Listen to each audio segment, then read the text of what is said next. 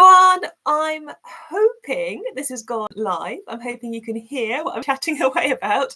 Hi, I've left my webcam in the office at work. So I'm using this one at home. Well, it's built into my laptop. So fingers crossed the sound and the audio are okay. I don't know where you are in your academic semester, if you're teaching, if you're a student. I'm in, what is it now, week 2 of the second semester. So we've had all of the exam period, we've done all the marking, thankfully, there's always so much marking. And now we are fully back into teaching for the next semester, which is good. So I've got different courses that I'm teaching. And I don't want to moan about IT, but this last couple of weeks, oh my goodness, I've had IT, just minor niggles, but little issues when I've been doing things. So the other week I'd arranged to have my PhD student present his research to his sponsoring team. Some of them were external people to the university. So we had his people there. I had 4 or 5 of my PhD students there. I'd invited other academic colleagues to come. And before we started it, I'd gone to get coffees for the room and made it nice with donuts. And I thought, right, I'll just check the IT. So I got my laptop, and it's quite a nice system. In this room, there's like a massive digital screen you can connect up to. And so I connected it just to make sure that this technology was going to work. And it played beautifully off my laptop. The screen appeared, you could see the presentation. I was like, yes, this is going to look really slick in front of, his sponsors. And the second I got everybody in the room and seated was when the computer decided not to work. Like literally, I plugged it in and the whole thing just did absolutely nothing. And everyone's really nice about it. But when you're just a bit embarrassed, when you're really trying to make it look like a kind of smooth presentation, and then you think, oh no, this has all gone wrong at the start. So we had to get a postdoc colleague in who had a special adapter, tried their adapter, it didn't work. So then I tried to find a different room whilst my PhD student who was giving the presentations tried to fix it. I got a different room, but by the time I'd found a different room and come back, they'd actually managed to make the IT work by basically unplugging it all. So it was a classic, unplug everything and plug it back in again. So yeah, that was a highlight of a couple of weeks ago. Oh, hi guys, I can see you saying hi in the chat. Afternoon, good afternoon too. So that was fun. And then last week, I start a lecture course that I give to our year 3 bachelor students on the bachelor students on the physics and the maths programs. And I was in a different room that I've not lectured in before. And usually I like to go and check out a room before I start teaching in it. And I just didn't have time. So I thought, it'll be fine. It's a standard teaching room. I can just give class as normal. And I walked in and it was just like mission control. So there was the lectern where you stand at to give your lecture. And there was 3 screens connected to the standard device that we use to interface, but then so many cables that you could connect your laptop to. So I plugged in my laptop, but I also logged into the main computer. But then I couldn't, it was quite confusing to work out how to get it to throw the picture from the computer onto the right screen. So, I kept ending up with things on the multiple of screens in front of me and not actually on the screen that I wanted to present to the students. And it was just a bit ironic because obviously I'm there teaching communications, so I'm meant to be giving a good lecture on how to do effective communications before these students embark on their placements and outreach activities. And the IT system was just good fun. But it worked, it took a few minutes and we got there and it was absolutely fine. And then it gave class, which was good. And I really like that class because it's quite interactive. So, I like play clips for them, YouTube clips, and we dissect good communications and challenging communications.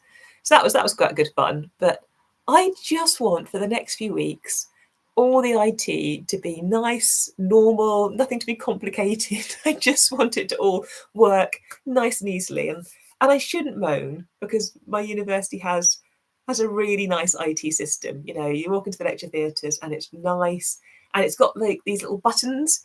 so you can raise and lower the lectern. So if you're writing, you could lift it up, which is actually quite nice. So I shouldn't moan. But yeah, I just want easy lecturing classes.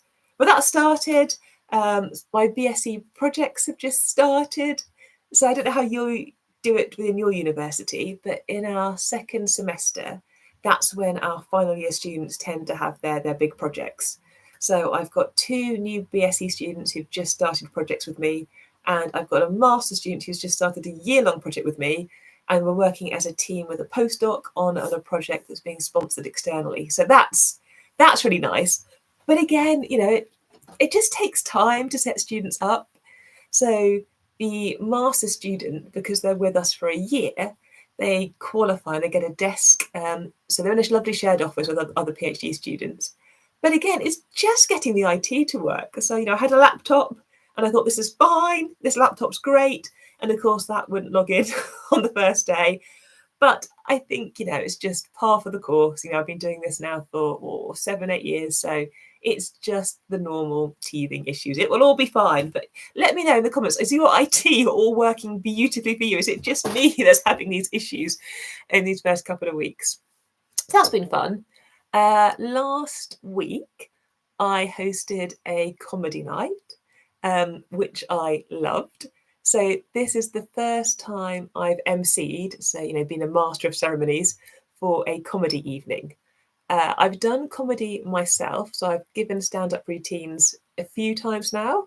I've done the local Fringe. I've not done Edinburgh Fringe, but I've done the local Fringe. I've done a couple of things, one of them was done by radio as well, which was fun. And before Christmas, I did my first paid-for gig in London doing comedy, which was good. But I've not emceed a night before. And I think I preferred it. I think it was nice actually being able to split my setup. Because usually I do 8 or 9 minutes of kind of comedy material as a single set. So you get introduced, you do your set, and then you exit. And if you're the MC, it's really nice because you get to give bits of your set in between everybody else's acts, which I quite liked. It kind of takes the pressure off you doing 9 minutes in one go. And you can also kind of bounce off other people. So when the other people were giving their conversations about their comedy, I could then bounce off what they were saying in the bits between the acts. And I really, really enjoyed that. It was fun just to be a bit playful, if you like, with the audience and not have to stick, if you like, to a script or set material, and just to kind of see where the conversations took us. And all the acts were great. So there were 6 or 7 acts in the evening that I was doing it. And they're all great. They were all different. So, some of them talked about things related to their research. Some of them talked about comedy related to their jobs. It was really, really good fun. And so, if you're in the UK, there is these events that you can get involved with if you're an academic and you want to give stand-up comedy a go. And I know it's not for everybody, but sometimes seeing the funny in the research world that we work in is actually quite nice. So if you're interested in comedy stuff, let me know in the comments or whatever, and I will make a future video about how I got into doing a little bit of comedy. And actually, I think it really helps in the lectures, because if you're used to kind of responding, not to heckling exactly, but to a live interactive situation, I think it does improve and increase your confidence when giving more traditional academic lectures.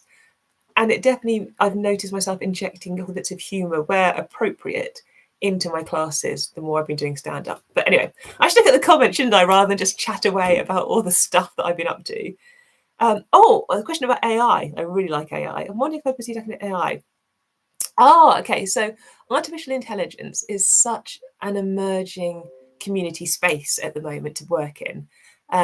And it does feel like, sorry, I got too many messages pinging. I'll stop it. It does feel like it's an area that's going to continue to rapidly grow and expand. So I do a little plug here. I do a podcast. It's called Sari Speaks Will AI, if you want to look it up. It's on Spotify. And we've been interviewing academics who do AI within their disciplines, because what I'm noticing is that academics who aren't specialists in artificial intelligence are sort of having to become one a little bit. So, I work in physics and I'm using AI now all the time in my work. And I can see that within my medical colleagues. I can see it within my tourism colleagues, my colleagues who work in the vet school. They're introducing AI practices into their work. And so absolutely, I think there's space to do AI as its own entity, if you like. And there are definitely artificial intelligence dedicated courses, often within the computing science community, that kind of equip you with a lot, I guess, more detail in the skill set to apply AI to your field. But I would say that other people outside of what you would consider to be the kind of the traditional computer science field are regularly using AI now because it's such a powerful tool. I don't know much about AI in consulting. I imagine it's a very, very rich and wealthy and kind of wide-ranging community to get involved in. And I say that because I've seen how much AI is being used in so many different fields. Is the fact that it has these kind of crossovers into all the different industries, tourism, medical, hospitality, predicting kind of stock markets. There's just so many spaces that AI is now fulfilling uses. So I would imagine, I have no idea what the income would be, but I'd imagine that if you were to get into AI, there'd be a lot of opportunity. And I suspect it would be a really, really interesting career. Personally, I found the use of AI over the last few years to be really interesting. So I've always been somebody who uses what I would call like advanced data analysis techniques. I like dabbling with different ways of analysing the data that I get. But over the last few years, I've really picked up, and I'm using a lot more neural networks in my work now. Classification algorithms, clustering algorithms, regression algorithms. Within those broad categories, there are so many subsets of different AI systems you could use. Feed forward neural networks, hypertuning your neural networks, your convolutional neural networks, your Bayes type approaches, your random forests. I mean, there is so many, and it's exciting, and it's also quite challenging having to kind of try to keep up with that pace. And I think as well, we've got things like ChatGPT, and that is again very helpful actually when you're wanting to maybe write a piece of Python code or do some computer programming. Having that as a kind of an interface alongside you can speed up the process. In the past, I'd have gone to Google or to kind of see how somebody else wrote a bit of their code. But now you can ask these questions into these linguistic AI interfaces. So yeah, I think AI is one of those areas that I find really interesting. So I should definitely, at some point we should chat more about AI. Oh, there's a question. I'm referring to videos for a forthcoming interview. About the presentation task. So what have you got? So what have you got to do? You've got to give a video. I'm referring to a video for a forthcoming interview. And yeah, absolutely. So if you've got to do a presentation, let me know. I mean, the presentation is a big part of typical academic interviews. When I did my academic interview, it was the second thing that happened on the day. So I had a kind of like a welcome coffee lunch thing with a few colleagues, and then I gave my presentation. And universities will specify what type of presentation they want, because sometimes they want to see whether you're able to communicate material to a particular year group. So they may say that you need to write a presentation for level 1 students or year 1 BSc students. And sometimes the presentation will have more of a kind of a research focus. And quite often, if you're going for a lectureship, it will be a hybrid. They'll want to see your research, but also how you connect to the teaching community. So how long have you got? You've got 5 minutes. So the typical rule of thumb often is a minute a slide. But if you've only got big pictures on them, you could go a little bit faster and have a couple more slides. But really, you wouldn't want to go anywhere near above 10, I wouldn't have thought. So I would have said probably 5 to 10 slides, depending on the level of information that you're putting on them. And when you're doing your slides, I do spend a bit of time thinking about the visual. So, these people are sitting in the audience watching, and it's no good like densely packing it with lots of stuff. It's better to have, I think, less things on it, but have really clear things that you can talk to, that everyone can read comfortably. Sometimes I see presentations and the graphs are tiny and the axes are tiny and you can't read half of the details, and you end up being frustrated rather than actually listening to the talk and engaging with the material. So yeah, I definitely think about the kind of the visual look of the slides. and also how you make them cohesive. You know, if you've got 5 minutes, you've got 5 to 10 slides, how do you make those slides feel like they belong together in a presentation?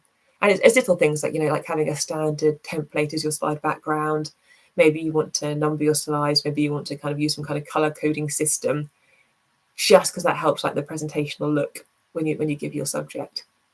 One thing that I've been playing around with myself lately is these different kind of things, how you can make your slides kind of slickly link. So sometimes you see transitions where, you know, go from one slide to another slide, and you can like move in and zoom out and all those kind of tricks. And in some presentations, I use that. It tends to be in my public engagement presentations. So it tends to be when I'm doing something for like a more wider general public audience, I will play around with more of the kind of like the fun transitions and the bigger pictures, and like using pictures to fill in the kind of the font colors and all that kind of stuff. When I'm doing more academically based presentations, I may use a couple of little transitions here and there, but I don't overuse them. I think sometimes it can make you feel a bit seasick if you're bouncing up and down on these presentations all the time. And, you know, an academic presentation, I do try to make it engaging and lively.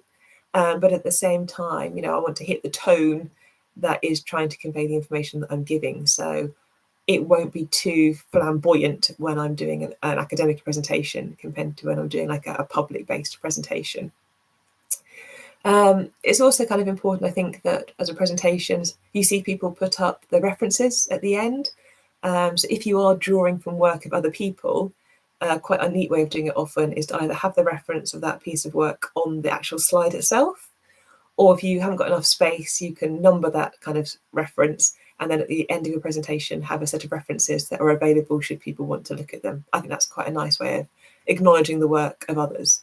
So quite often I present work that includes all the work that my students are up to. And so I'm really keen to make sure that my students are getting their name checked on that work. In fact, in one of my presentations, I've put their pictures up as well, just because they are the researchers directly involved in doing it. But yeah, 5 minutes, that's, you know, it'll probably go quicker than you think. I think 5-minute presentations, by the time you've done, you know, half a minute of sort of introducing yourself and the topic area or what your presentation is going to be discussing, and then once we've done half a minute at the end, sort of winding up the presentation, then you've only really got like 4 minutes worth to actually convey your content. And depending on what kind of presentation they've asked for, you could have to try to squeeze a lot in. You know, if they've asked just to focus on teaching or to focus on research, it's not so bad. But they might ask for your kind of like your past research experience, what your plans are for future research, your teaching experience, and then suddenly that's a lot of things to try to cram into your 5 minutes. But all the best for it. I hope, you know, I hope it's a nice experience. You get to enjoy it. I suspect you won't get questions as you do the presentation, especially if it's an interview. Usually the situation is that you do the presentation and then you get questions at the end. And it's definitely acceptable to have questions, you know, especially on research ones that you might not be able to answer. So, you know, when I gave my presentation for my current post, I presented some future research that I wanted to do. And it got some really interesting questions and debate from people. You know, some people liked it. Some people had, you know, queries about what I was trying to do. And that's normal, right? That's an academic research community. So that's kind of where you are. Cool. Oh, that's very thanks. It's really nice. It's just nice to be able to chat live on YouTube, even if I am moaning about the lecture not working the other week. It's still really nice to be able to have this kind of live interaction. So yeah, so what have I got coming up? So I've got more teaching, obviously, but I'm really trying this semester to focus on my research. Semester 1 for me is a very busy teaching semester. I teach, you know, one of the big undergraduate year 1 courses. I have some lab bits and pieces. And, you know, no matter how much I try to streamline my teaching, every year I want to do something slightly different or try to revamp the material a little bit. And so I find that teaching always takes quite a bit of time in semester 1. Semester 1 is also when I'm trying often to put out research grant applications and bits and pieces. And so semester 2 is really the chance I get, I think, to really kick the research off for the next kind of calendar year. And so I've got 4, 5 big projects running at the moment with various students, which is great. but I just need to make sure that I'm giving these projects enough space in my diary. So I give the students, the student space is kind of well protected. And when I chat to my PhD students, my masters, my bachelors, my postdocs, that space is kind of ring fenced in the diary. But what I need to do is also create the space where I have the time to actually engage with some of the data directly a little bit more, and to actually, I've got some papers I really want to get written up. And they're the tasks that tend to slip off the list. Because obviously things will come along, like, I've got a couple of new admin roles. So I'm the MPhys placement coordinator. I look after the communications for the school that I'm in. And those things will pull on your time. And it's often the kind of on the side research activities, the non-critical research activities that get kind of pulled at. And they're the ones I need to safeguard and to protect. Oh, what about the slides? I think I'm going to stick to one slide. So I'm time in slides. Oh, yeah, you could. I mean, so it depends what you're presenting on. I'm back to the slides. We're talking about how many slides to have in a presentation. There's nothing to say in a 5-minute presentation that you have to have 5 slides or 6 slides or 7 slides.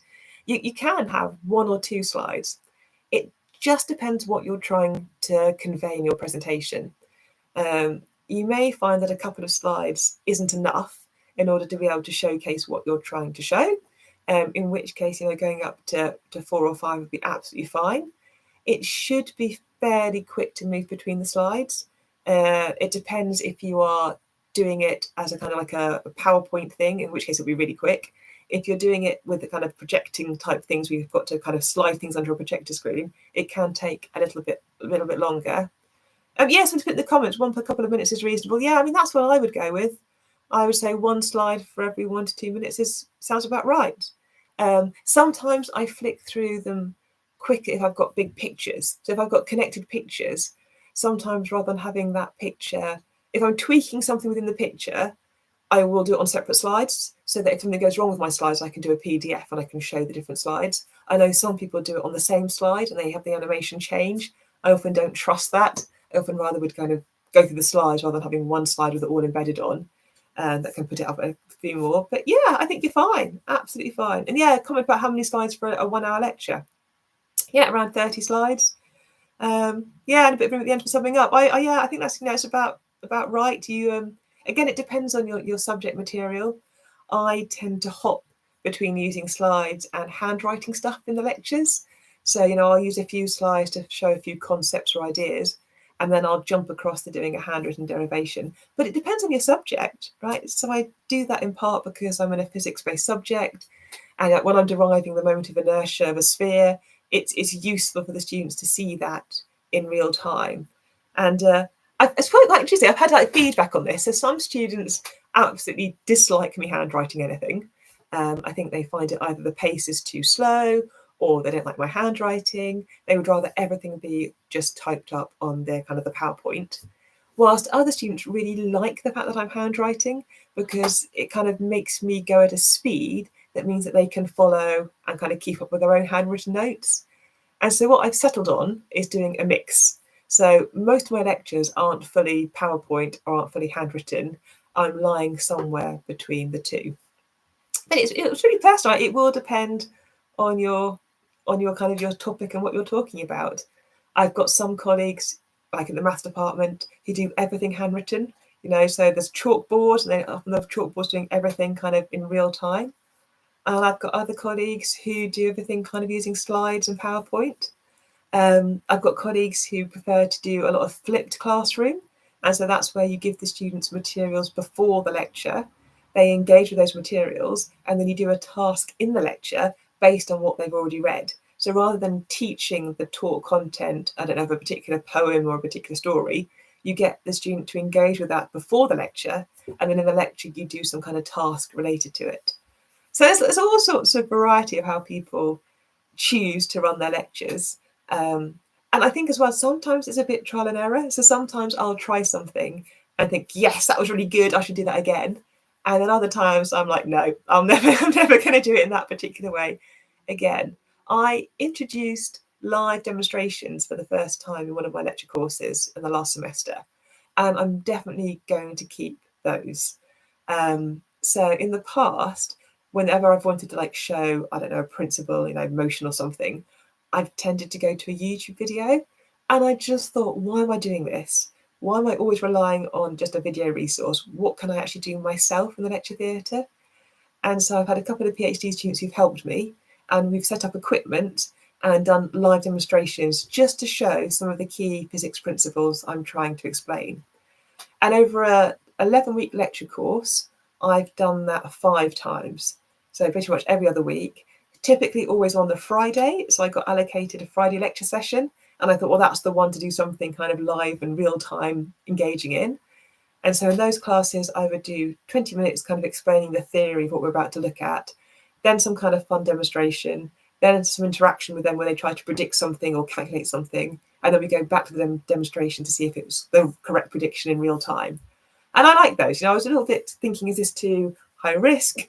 One of the demonstrations failed straight away, but actually they didn't. I did over the summer practice all of the demonstrations with the PhD demonstrators who were helping me, and we recorded all of them. And so the idea was that if they didn't work in real time in the lecture, I could then go to the video of the PhD student and I doing it in a laboratory so they could see the demonstration. But I enjoyed it, and I think maybe next year I might introduce 1 or 2 more. But again, it depends on your course. That suits. I was teaching classical mechanics, so that suits a classical mechanics lecture. That's perfect for it. If you're teaching, I don't know, advanced general relativity or the works of poetry in the 16th century, demonstrations are going to not look quite the same. It's going to be a bit different. So yeah, that's what I did. But yeah, cool. Look, guys, thank you so much for hopping onto this session. I like doing these on the 15th. I know it jumps around on different days, but hopefully that's useful. We're not always on the same day of the week. I quite like the fact that we're hopping between different spots. It's really nice hearing your comments. It's so lovely seeing you in the chats and asking questions and also helping each other. And this is the whole idea of this YouTube academic channel, is it's a space where we can actually just talk between ourselves about what works, what doesn't work, what we like, what we don't like. It's just such a nice academic space. So I'll do another video pre-recorded every other week as normal. So I think the next one's going up next Monday. But if it's working for everybody, I'm going to keep these sessions on the 15th because it's just nice to be able to have a chat once a month about what things are going on at university. So wherever you're doing, whatever things are happening your end, I hope things are going well. I hope you've got some sunshine. It feels like in the UK we've had so much rain. It's just so much rain and mud everywhere. And finally there's a bit of sunshine and the campus is looking, a little bit like spring is coming. So hopefully we'll have some daffodils and some flowers out soon, fingers crossed. But thank you for the comments. Thank you for the lovely smiles and thumbs up. Good luck with your 5-minute presentation. If you feel like it, let us know on the 15th how it goes. Does it? Let us know how things work out. Obviously, you don't have to, but it'd be lovely to have an update. Thanks for running the live sessions. Thanks for the lovely comments. I will log off. I'll go back and do some work, and I will see you all live in another month. Okay. Bye, everyone. Bye. Oh, I end the stream.